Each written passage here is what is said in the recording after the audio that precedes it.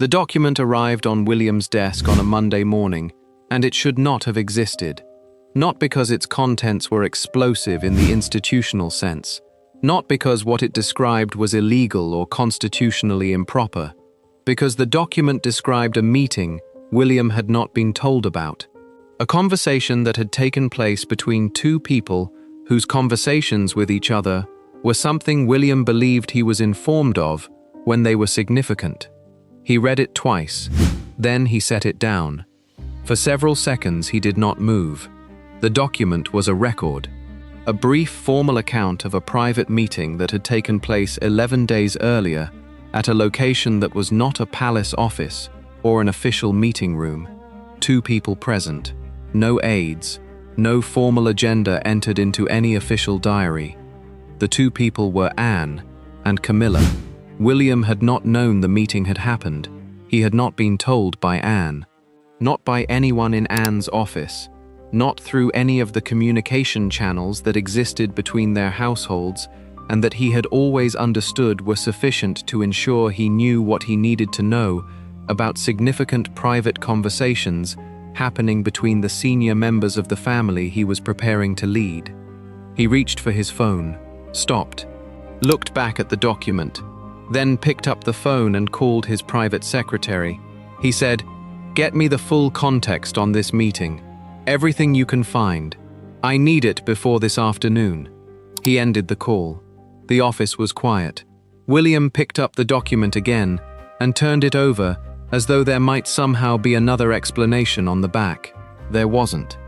At the bottom of the single page, in the brief factual language of whoever had prepared the record, were two lines that told him what had been discussed. Anne had given Camilla private assurances about the specific shape of her life after Charles's reign. Not institutional commitments, personal assurances, from Anne to Camilla, about things that Anne did not have the authority to commit to, and that William had specifically not committed to in his direct conversation with Camilla 2 weeks earlier. William sat very still at his desk. Then he picked up the phone and called Anne. What happened when she answered? What Anne told him she had done, and why she had done it. What William said in response that made the specific quality of the silence on Anne's end of the line something neither of them had experienced in the alliance they had built across years of working toward the same institutional goals. And what the conversation ultimately revealed about the specific human cost of building something as demanding as the monarchy William was preparing to lead.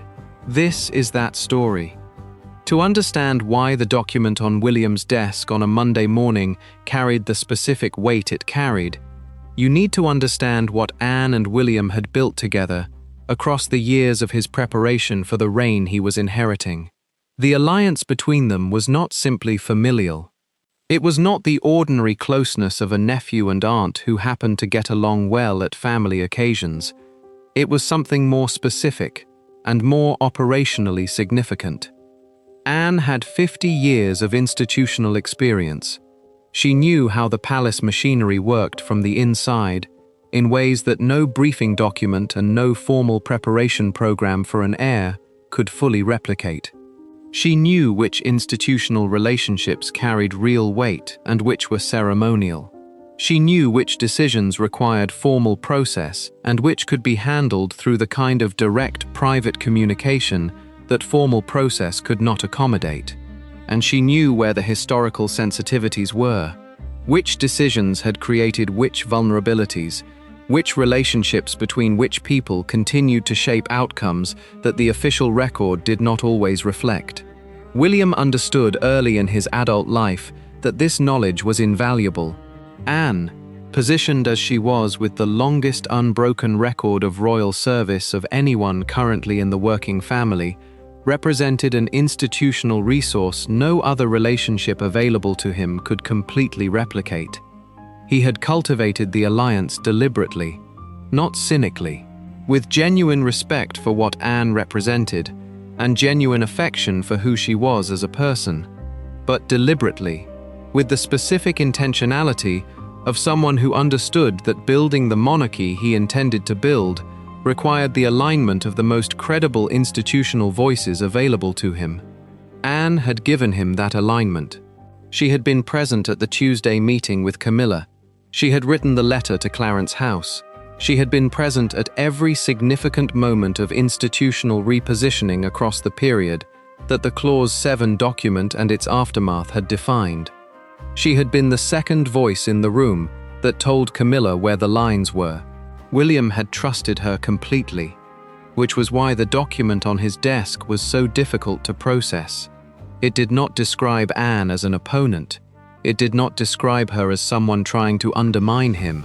It described something more complicated. Anne had seen something William had not seen, and instead of telling him about it, she had acted on it herself.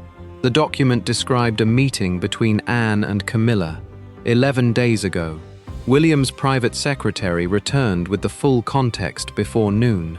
The meeting had taken place at a private address, not a palace location, not an official space connected to either household. A private home belonging to a mutual acquaintance whose relationship to both women was personal rather than institutional. The kind of location people choose when they want to have a conversation that does not appear in any official diary and does not generate an institutional record through standard channels. Someone had made a record anyway, not because the meeting was covert in any improper sense, because someone present in the building that day had understood from the specific quality of who had arrived and why that what was happening was something that should be noted somewhere. Not officially, simply noted. The record had eventually reached William's desk through channels his secretary described only as reliable. William listened without interrupting. Then he asked one question. Who knew about the meeting? His secretary hesitated. Not many people, sir. William nodded. That answer told him almost as much as the document itself. The content of the meeting, as the record described it, was this. Camilla had requested the meeting. She had reached out to Anne through a back channel that bypassed both their official offices. She had asked for a private conversation about the specific shape of her life after Charles. Not the institutional shape, the personal shape, where she would live, what her routine would contain, whether the relationships she had built across 20 years of royal life would survive the transition in any human recognizable form. Anne had agreed to meet. They had met for just under 2 hours. And during those 2 hours, Anne had told Camilla things that she had not told William she was going to say. She had told Camilla that the private residence question would be resolved in a way that respected her dignity, that William's institutional commitments did not reflect his personal feelings about the matter, that the human dimensions of her situation were understood by more people in the family than the formal communications had made visible, that she would not be abandoned in the personal sense, even as the institutional position contracted in the ways the Clause 7 document had established. None of these things were commitments Anne had the authority to make. They were assurances, personal, private, and delivered by someone whose specific position inside the family gave those words a weight that the same words from a less significant source would not have carried. Camilla had received them as something that mattered. William looked down at the summary, then back at his secretary. He said, "That's everything?" The secretary said, "Everything we've been able to establish." William dismissed him. The door closed. William picked up the summary again. He read it once. Then he called Anne. Anne answered on the first ring. William said, "I need to ask you about a meeting you had 11 days ago." A pause. Brief. The specific quality of a pause from someone who had been expecting the call and was registering that it had arrived. She said, "Yes." He said, "You met with Camilla privately, without telling me." She said, "Yes." He said, "Why?" She said, "Because she asked me to, and because I believed the conversation needed to happen." William looked at the document on his desk. He said, "You told her things about her future that I specifically had not committed to." Anne said, "I told her things that I believed to be true about how the family understood her situation. He said, "Those are not the same thing." She said, "No, they are not." The line went quiet. William stood and walked toward the window. He said, "Anne, I need you to understand what this does to the position I have been building." He explained the conversations he had already had with Camilla, the limits he had deliberately made clear, the difference between personal regard and institutional commitment, the honesty he had chosen precisely because he did not want to offer false comfort. He said, "I have spoken to her directly. I have been specific about what I can commit to and what I cannot. I have been honest with her in ways that were difficult precisely because the honesty was real rather than managed." Then his voice became quieter. He said, "And then she receives private assurances from you that soften the picture I gave her." Anne said, "I know." He said, "Then why did you do it?" She was quiet. Then she said, "Because she is a person." William closed his eyes briefly. Anne continued, "The picture you gave her was true and necessary, and also very hard. And I have been watching someone who has spent 30 years navigating an extraordinarily difficult position discover that the position has an expiry date." She paused, "And I made a decision, perhaps the wrong one, to sit with her in that privately and offer her something human that the institutional conversation could not offer." William said, "You went around me." Anne said, "Yes." He said, "You made commitments I did not authorize." She said, "I offered assurances I believed." He said, "Those are commitments whether you intended them that way or not. Camilla will receive them as commitments." Anne was quiet. Then she said, "Yes, I know that." The line was quiet for longer than any silence that had existed between them in the alliance they had built. William returned to his desk. The document remained exactly where he had left it. He placed his hand flat against the paper. He said, "I trusted you completely with this." Anne said, "I know."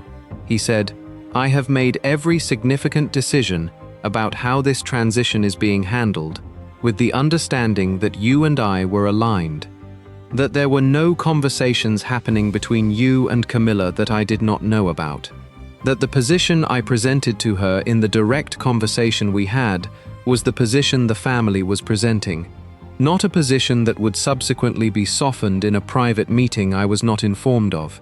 Anne said, "You are right." William looked down. He said, "Then I need to understand why, properly. Not the answer about her being a person. I understand she is a person. I gave her an honest conversation, rather than a managed one, precisely because she is a person, and she deserved honesty. Why did you decide that the honest conversation I gave her needed to be supplemented with private assurances from you that I had not approved?" Anne was quiet. Then she said, "Because I am also a person." William said nothing. She continued, "And what I watched Camilla receive in that meeting with you was correct and necessary, and it was also the loneliest thing I have witnessed someone receive in a long time.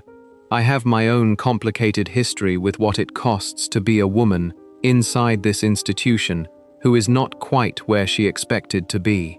And I made a human decision in response to that. I made it without telling you, and that was wrong." The line went very quiet. William said, "Your history with this institution is why I trust your judgment." Anne said, "I know." He said, "Which makes this harder, not easier." She said, "Yes." For a moment neither spoke. Then William said something neither of them had expected him to say. He said, "I don't want you to become someone who stops seeing the human cost because you're afraid of making a decision I don't like." Anne did not answer immediately. William continued, "I need you to tell me when you think I'm getting something wrong. I need you to challenge me. But I need you to challenge me where I can hear you." Anne said quietly, "Understood." He said, "That's the part I need you to remember." She said, "I will." William stood up from his desk. He walked to the window. The afternoon outside was beginning its gradual movement toward evening. Cars moved beyond the palace grounds. People crossed the pavement. London continued without any awareness that a private conversation inside a royal office was changing the way two members of the family understood one another. William said, "I need to speak to Camilla again." Anne said, "I expected you would." He said, "What she received from you changes what she understood from our conversation. I need to correct that, not by undermining what you said, but by being clear that the assurances you offered were personal rather than institutional commitments, and that the institutional picture I gave her in our direct meeting is the one she needs to plan around." Anne said, "That will undo the comfort I gave her." He said, "Yes, some of it." She said, "I am sorry for that." He said, "I know you are." A pause. Then William asked the question that mattered most to him. He said, "Was there anything else? Any other conversation or communication with Camilla about the transition that you have not told me about?" Anne said, "No, this was the only one." He said, "I need that to remain true going forward." She said, "It will."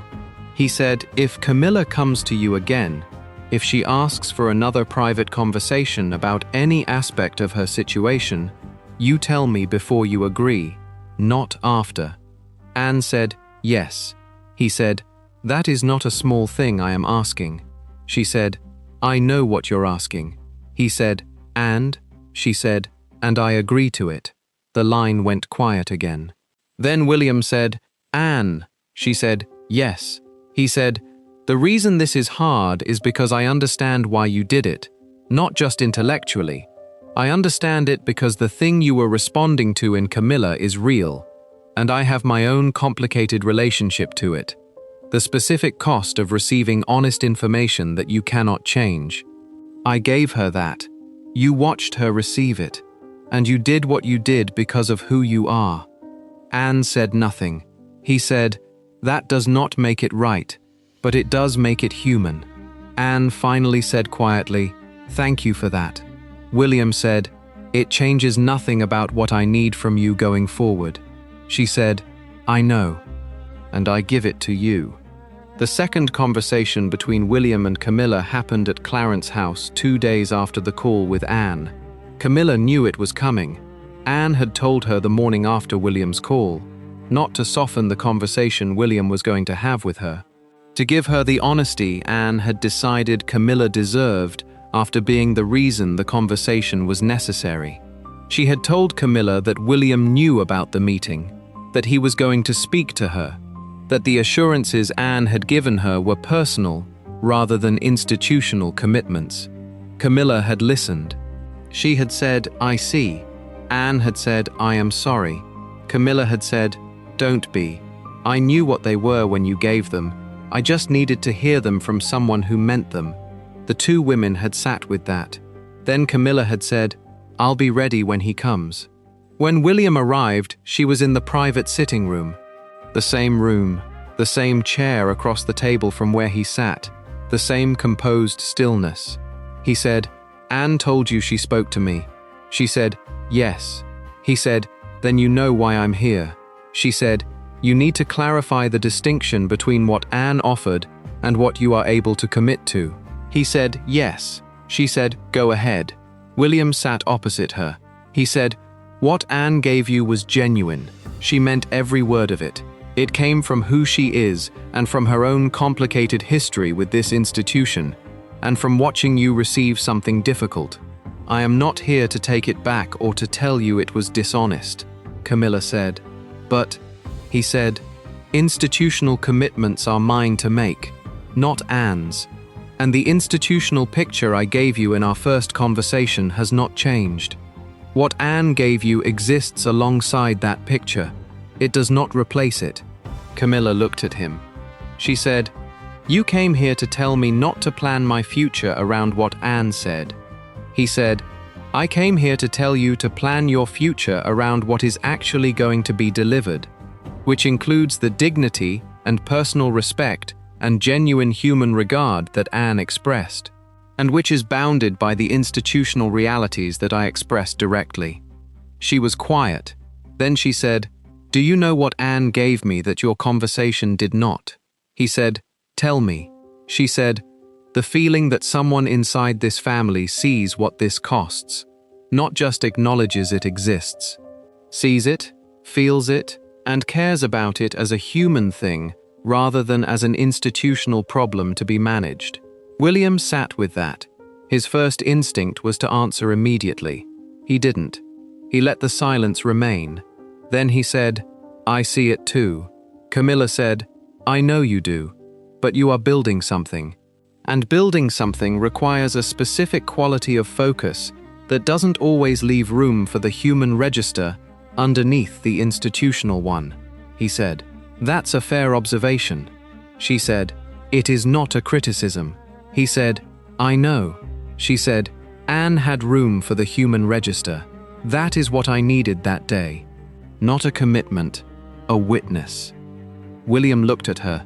Then he said, "Perhaps that's something I need to learn to provide too."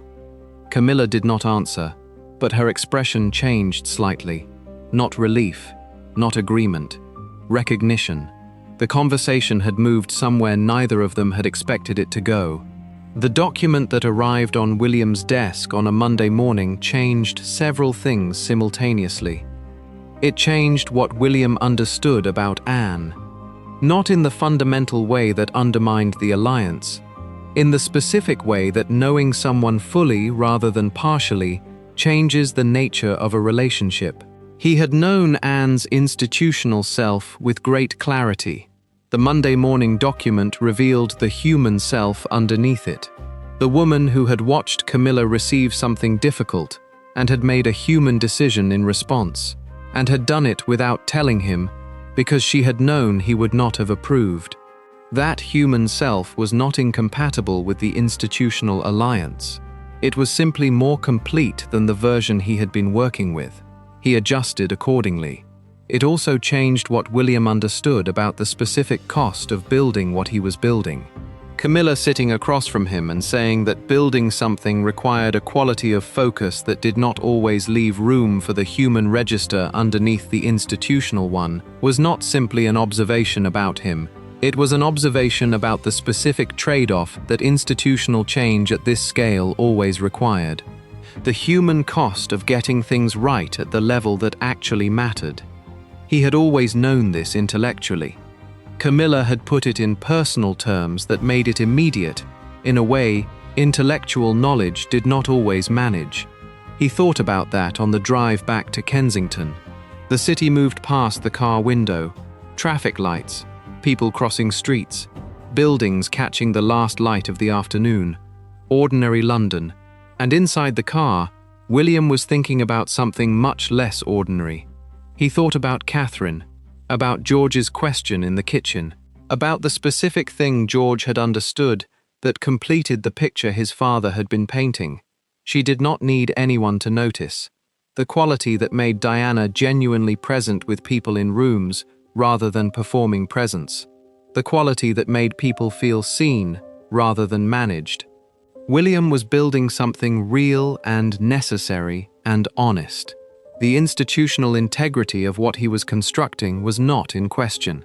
But there was a specific quality of being present with people in the human register underneath the institutional one that the building required of him too. Not instead of the institutional work. Alongside it.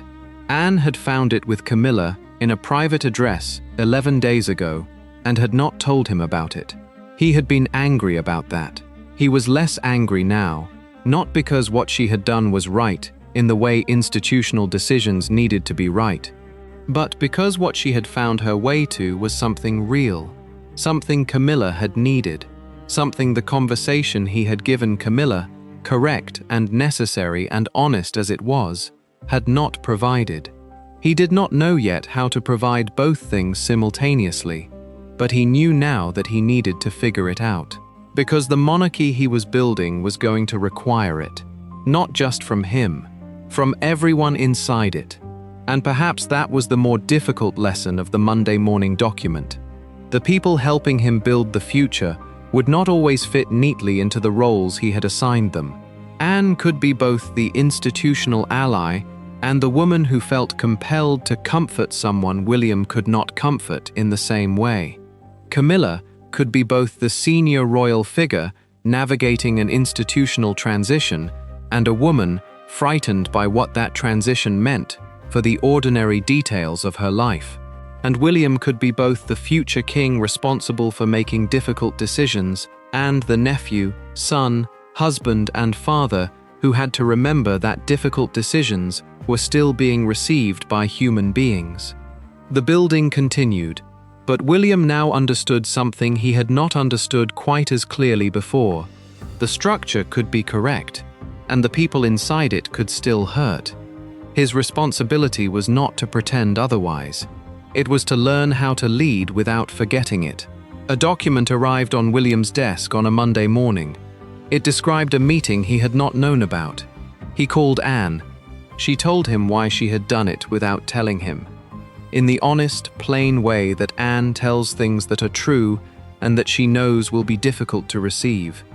He told her what he needed from her going forward, in the honest, plain way that William communicates things that are not going to change. Then he went to Camilla, and he told her the distinction between what Anne had offered and what the institution could deliver.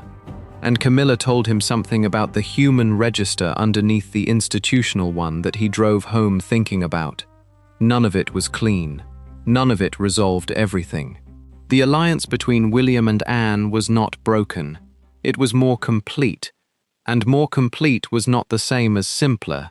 It was harder, in the specific way that knowing someone fully is always harder than knowing the version of them that fits neatly into the role they occupy in your life. William is building a monarchy that requires honesty. He is learning that honesty is not just about institutional decisions and documents and direct conversations. It is also about being present in the human register underneath all of those things. Anne found her way to that on a day she chose not to tell him about. He found his way to it on the drive home from Clarence's house on a Wednesday afternoon. The building continues.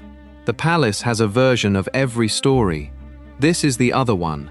1 week after the conversation at Clarence's house, something arrived at William's office that he had not requested and had not expected. Not a document, not a communication from any palace office or household. Something personal. Something that told him Camilla had understood the distinction he came to clarify, but had also held on to something from the conversation that he had not anticipated she would hold on to. What arrived, and what did it tell William about the specific quality of Camilla's understanding of everything that had been said? That is the story coming next to this channel. Subscribe now and hit the bell so you are here when it drops.